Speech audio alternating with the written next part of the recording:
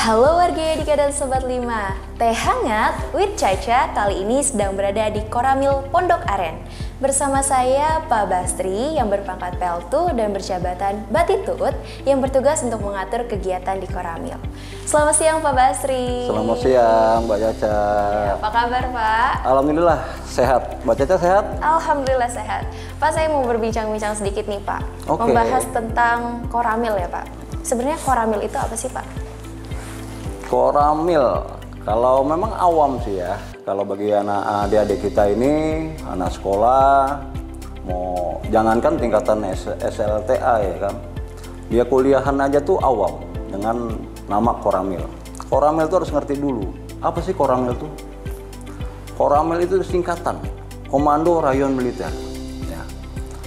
Kita punya satuan lebih tinggi, namanya Kodim. Kodim membawahi berapa Koramil. Kodim sendiri ada tingkatannya lagi, Korem, Komando Resort Militer. Korem ada lagi, namanya Kodam, Komando Daerah Militer. Nah, jadi tahapan itu. Jadi kalau Koramil itu satuan yang paling kecil di bawah, yang ada di wilayah setingkat dengan kecamatan. Seharusnya satu kecamatan, satu Koramil dengan membawahi berapa kelurahan. Alhamdulillah Koramil 07 Pondok Aren membawahi 11 kelurahan. Seperti itu Mbak Caca. Oke. Dan Koramil itu kan pasti ada fungsi dan tujuannya ya Pak. Itu boleh dijelaskan nggak Pak? Fungsi dan tujuan Koramil itu seperti apa? Kalau fungsi dan tujuan Koramil itu nggak beda, karena Koramil itu sama dengan TNI Angkatan Darat. Cuman namanya yang beda. Orang taunya Koramil itu bukan TNI Angkatan Darat, padahal TNI Angkatan Darat. Ya. Orang-orang yang sudah bertugas dari satuan, yang sudah tugas lama di satuan, dia akhirnya ujung-ujungnya bisa lari masuk ke Komando Rayon Militer, atau saya sering disebut tuh Koter, Komando Teritorial. Ya. Fungsi Koramil itu karena dia berdekatan dengan kecamatan yang membawahi beberapa kelurahan, maka diisilah dengan nama-nama Babinsa. Tahu nggak Babinsa itu? Ya kan, Bintara Pembina Desa. Padahal kita sudah namanya kelurahan, tapi namanya tetap Babinsa. Ya, Bintara Pembina Desa. Ya, sekarang ini kita ada 11 kelurahan, minimal satu kelurahan tuh 3 orang Babinsa. Saya rasa mungkin di sekolah juga ada tuh bapak-bapak tentara, ada badge-nya, badge lengannya itu ada tulisannya Babinsa, masuk ke sekolah. Nah itu. Nah, jadi kalau yang nggak pakai badge itu perlu ditanyakan itu. Kalau dia ngaku-ngaku, ya adik-adik ya, dia Babinsa bukan tuh, kan gitu. Tapi selama ini, sekarang kita sudah menggunakan badge lengan dengan tulisan Babinsa. Jadi kalau adik-adik, ada tentara, TNI, masuk ke sekolah, ada bandangannya Babinsa, nah itu hal yang wajar. Kenapa hal yang wajar? Karena Babinsa itu ya membina, mengawasi, mendata, dan melaporkan. Nah, seperti itu Mbak Caca. Oke. Dan kalau dari Koramil sendiri nih Pak, ada yang namanya rasa cinta tanah air. Bagaimana sih Pak Koramil itu menunjukkan rasa cinta tanah airnya? Kalau tentara itu cinta tanah air itu sudah tercipta dari dia pendidikan sebenarnya. Ya, dari dia penempatan. Itu sebenarnya. Dari dia tes dari awalnya itu. Kenapa? Dari awal dia cinta tanah air itu karena dia memang orang yang diciptakan, orang yang dibentuk untuk menjadi TNI, dilatih, diisi dengan ilmu-ilmu militer, ditambah dengan wawasan kebangsaan supaya dia mencintai negaranya. Ya. Kalau kita cinta tanah air itu gampang, Mbak Caca. Ya, kita saling membantu, gotong royong lah bahasanya. Ya. Mengatasi kesulitan, melihat apa yang ada di wilayah, mengawasi, menciptakan kondisi wilayah tersebut aman, kondusif. Itu sudah dibilang cinta tanah air. Ya ini yang sekarang sudah mulai luntur tuh bagi adik-adik nih. Iya, generasi muda. Ya, adik-adik nih. Kalau kita mau jangan diragukan lagi, ya tentang TNI, NKRI harga mati. Betul. Kan seperti itu. Betul. Tapi saya tanya adik-adik yang SMA kelas 10, 11, 12. Pancasila aja nggak hafal, Indonesia Raya aja nggak hafal. Nah, seharusnya saya yang bertanya kepada adik-adik, bukannya Mbak Caca bertanya ke saya. Oh, iya. Ya, seperti itu Mbak Caca. Betul. Nah, tadi Bapak bilang sendiri kan ya kalau TNI itu nggak perlu ditanyain lagi nih kalau soal cinta tanah airnya. Betul. Karena memang dari pelatihan itu memang sudah dididik untuk menjadi cinta tanah air. Nah, kalau generasi muda sendiri nih Pak, bagaimana tanggapan Bapak terhadap generasi muda yang kurang rasa cinta tanah airnya? Tadi saya sudah sampaikan, kenapa generasi muda kita sekarang itu lupa dengan negaranya. Dia tidak mau menghargai jerih payah para pahlawan. Dengan kita menghargai para pahlawan yang berjuang, yang menciptakan Indonesia ini jadi merdeka, yang menciptakan adik-adik kita ini bisa berpendidikan, bisa mengecam ilmu kemana saja. Seperti itu. Sekarang bagaimana mau cinta tanah air? Ilmu-ilmu yang adik dapatkan itu udah masuk perang modern. Ya, kenapa perang modern? Saya rasa adik-adik nggak dapat namanya perang modern. Contohnya medsos, HP, atau dengan bahasa kerennya itu gadget. Ya, itu disalahgunakan. Tujuannya bagus untuk mempermudah komunikasi, mempermudah pengetahuan, mempermudah segala bentuk, tapi disalahgunakan.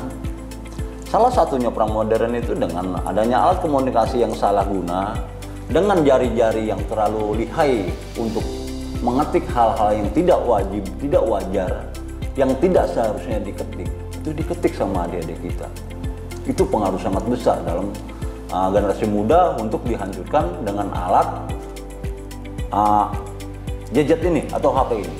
Yang kedua, adik-adik kita atau kamu ini nggak sadar, sering tawuran kan antar sekolah? Iya, betul. Kalau kamu tawuran antar sekolah, kamu mau bagaimana cinta tanah air? Orang sesama bangsa aja kamu ribut.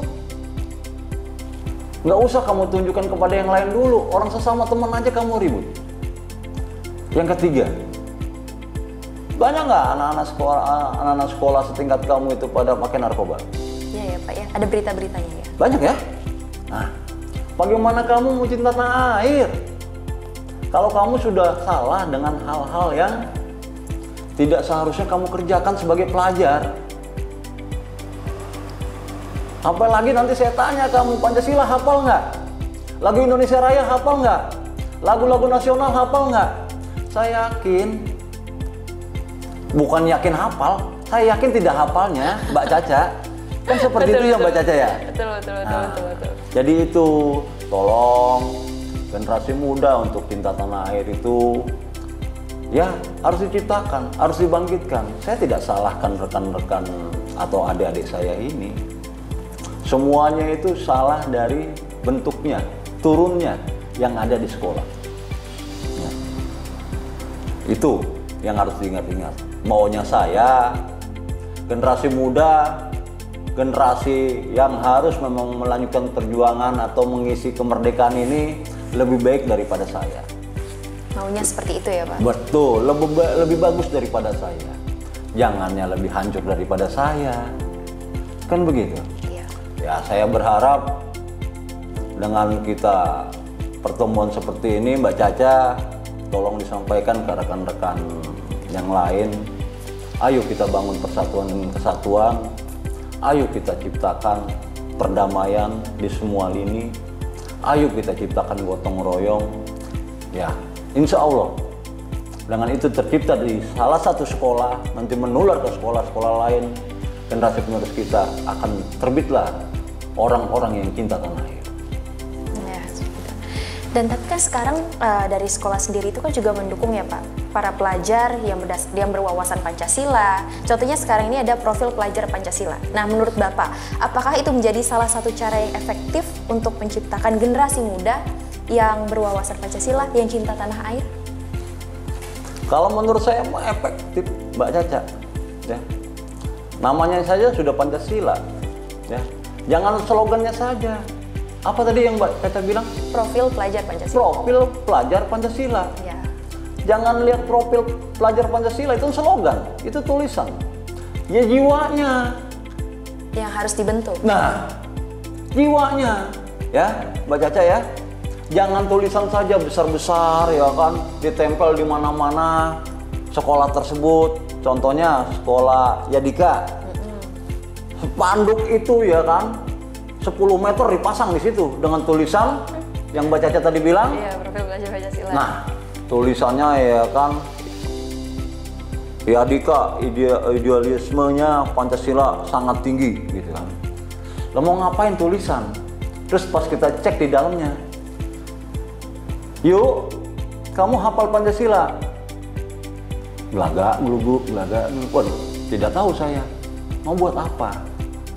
Slogan bagus, tujuan bagus, niat bagus, tapi ciptakan dari hati, dari diri sendiri, ditingkatkan menjadi ke lingkungan yang lain dalam arti sekolah. Ya, dibangkitkan. Apa sih Pancasila itu? Ya diamal, selain dia hafal dengan Pancasila, ya diamalkan, dikerjakan poin-poin atau butir-butir dari isi Pancasila. Seperti itu Mbak Caca. Tapi saya berharap jangan slogannya saja ya Mbak Caca ya. Iya. Insya Allah dari Yadika ini kalau memang profilnya bagus, siswa-siswinya juga bagus. Ya, akan membentuk karakter siswa-siswi Yadika yang bagus juga ya Pak. Betul, itu harapan kami. Itu kan kalau di sekolah nih Pak. Nah, kalau dari TNI sendiri, bagaimana cara Bapak nih berkontribusi dalam menanamkan rasa cinta tanah air pada masyarakat di sekitar? Nah, kalau kita itu namanya dari Koramil itu ada Babinsa ya. Tadi saya bilang ada Babinsa. Disebut juga dia ada Komsos. Komsos itu komunikasi sosial, ya kan. Ya ke tokoh masyarakat, ke tokoh adat, ke tokoh pemuda, ke tokoh-tokoh yang lain, ya ke elemen-elemen masyarakat. Mereka saling komunikasi dengan bahasa. Oh, di sini 17-annya benderanya kurang gitu kan. Biasanya kan kalau bendera ormas banyak tuh, giliran 17-an bendera merah putihnya nih ya kan. Itu kan nggak ada ya kan. Ah kita ciptakan gitu loh ya kan. Ayo Bapak RT, Pak RW, warganya masang bendera kan gitu ya kan. Itu. Yang kedua, oh besok ada acara apa Pak RT? Wah nggak ada, sepi. Padahal itu untuk memeriahkan hari ulang tahun kita untuk bahasanya cinta tanah air ya kan. Ya ayo kita ciptakan, kita bantu, ya kan. Apalagi nih, wah di sini terjadi sering keamanannya tidak terjamin. Contohnya banyak copet gitu ya kan, atau banyak hal-hal yang tidak diinginkan gitu kan. Rekan-rekan kita Babinsa itu, Pak RT, Pak RW, ini ada pos ronda tapi kok nih kecoa yang ngisi bukan orang kan gitu ya kan. Nah, kita ajak ya kan dia ronda ya kan. Wah Pak RT ini banyak kotoran di sini nih. Bagaimana besok kita kerja bakti? Kan begitu. Ya, ayo kita kerja bakti. Itu kan poin-poin untuk cinta tanah air. Bagaimana dia mencinta tanah air? Kalau lingkungannya sendiri dia nggak cinta. Iya. Ya Mbak Caca ya. Betul. Kita untuk cinta tanah air itu minimal tuh di dalam keluarga kita terdoktrin. Terdoktrin dalam arti anak libur sekolah kayak Mbak Caca nih libur sekolah mungkin halamannya kotor ya disapu ya kan. Kalau situ sudah terbangun nanti ngajaknya enak tuh terus dari keluarga ke tetangga ke RT ke RW terus Jadi, akan tercipta. Iya, jadi kesimpulannya cinta tanah air itu dimulai dari lingkup yang paling kecil dulu ya. Nah, itu dia Mbak Caca paham nih ya kan. Iya. Insya Allah nanti diterapkan nih di sekolah nih ya.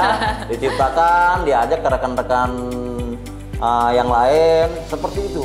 Dengan cinta tanah air, akhirnya timbulnya ke Pancasila juga. Kan gitu. Gotong royong timbulnya ya kan. Larinya kemana? Ke Pancasila kan. Timbullah cinta tanah air. Kalau dia sudah merasa nyaman di situ, dia sudah merasa nyenyak di situ, dia sudah merasa indah di situ, apa dia nggak cintai yang dia tinggalkan di situ? Ini kan kadang-kadang banyak orang-orang yang nggak jelas untuk merubah bentuk atau merubah karakter suatu lingkungan tersebut, sehingga orang-orang tersebut tidak mau cinta tanah air. Udah, kasarannya nih ya, Mbak Caca tinggal di wilayah Pondok Aren, udah jual aja ke Bintaro, Mbak Caca pindah sono ke Bogor. Nah, kayak gitu. Itu contoh yang salah ya. Contoh yang salah. Nah, kayak gitu Mbak Caca. Jelas Mbak Caca? Oke, jelas. Bapak terima kasih banyak ya Pak ya sudah mau berbincang-bincang dengan saya di program Teh Hangat Wit Caca. Oke, mungkin sekian perbincangan kita dengan Pak Basri. Bye.